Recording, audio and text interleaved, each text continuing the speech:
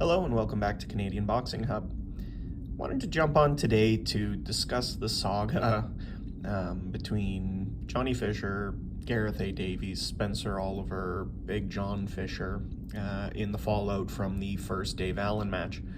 Now, Johnny Fisher seemingly, after the announcement of the rematch, took off to Las Vegas, did a couple weeks of training out there with the likes of I'd imagine Joe Joyce at the Solace Gym, who's building up for a fight and a friend of Johnny Fisher, as well as I saw he was doing some sparring with Patrick Mailata, who is a competent heavyweight operating out of the US.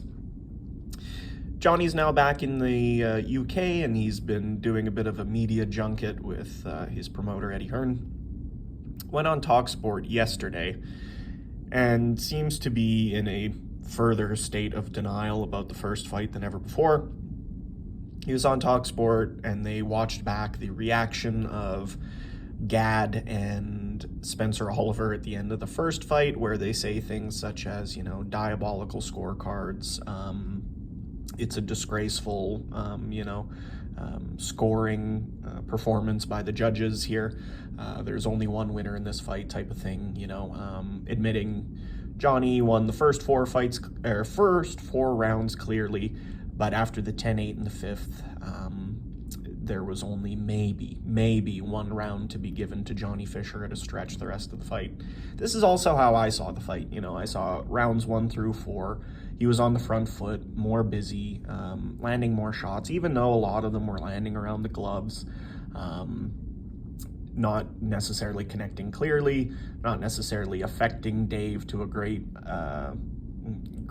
extent. He was doing the good work the first 4 rounds. So you give those to Johnny. Round 5, of course, is a 10-8 to Dave. And now you've got Johnny on here.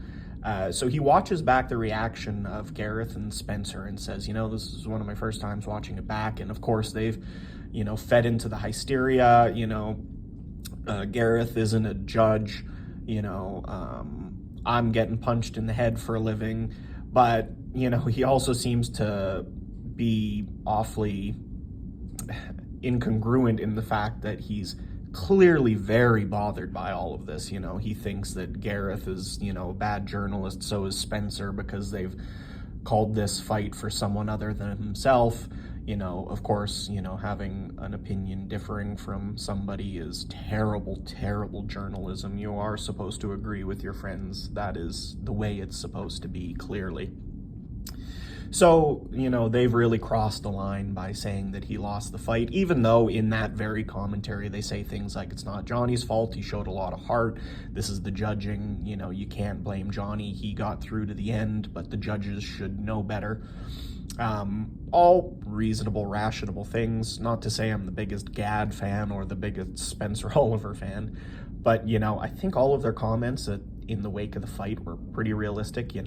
We all were expecting Dave Allen's hand to be raised. It wasn't. The crowd rang out in boos, and they said that scoring was poor, that it wasn't Johnny's fault, that he showed a lot of heart, but nonetheless he should have lost that fight fair and square.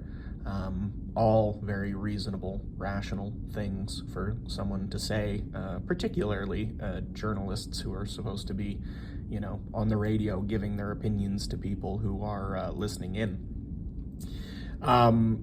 So, Johnny's in the TalkSport studio with Eddie watching this back, saying, I won the 6th, I won the 10th, I won the first 4. So somehow now he's dominating this fight based on what he believes, and I'm sure what Big John has been telling him. So it is interesting to see. I've said in videos before, of course, that I understand the psychology of a fighter trying to say, I was in that fight, and I performed better than you say, and I'm going to show you. It's an interesting, spiteful psychology to have. He's been complaining now about shots to the back of the head from Dave, and that Dave, maybe was being dirty in there by yelling break and then catching him with a shot, all things that, are parts of a fight. So it's interesting to see he's clearly taken up the poor advice he's getting from his father that no one else's opinions matter, insulate yourself to your close, biased circle, only believe what they say, and ignore what your eyes see. So it is interesting to see. I must say, of course, I love Dave Allen. I think he's a good guy who hasn't done enough to reach his full potential. I've really enjoyed Johnny Fisher. I think he's a good kid.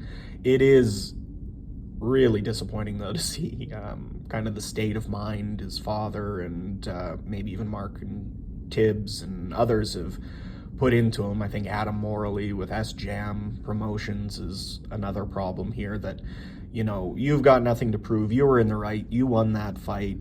Fuck the haters. It's all just online hate. It's not real opinions.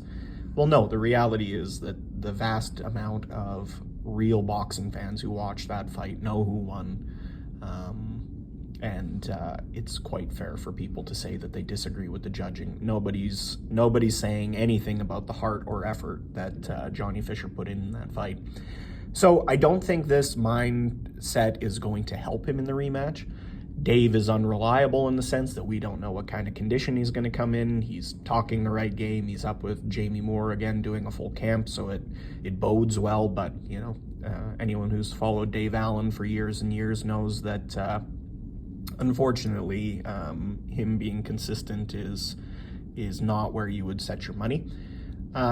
So who knows what will happen in this fight, but I must say the mindset that Johnny Fisher is putting him into, I cannot imagine working out well for him. Let me know your thoughts, comment, like, subscribe, and I'll talk to you next time.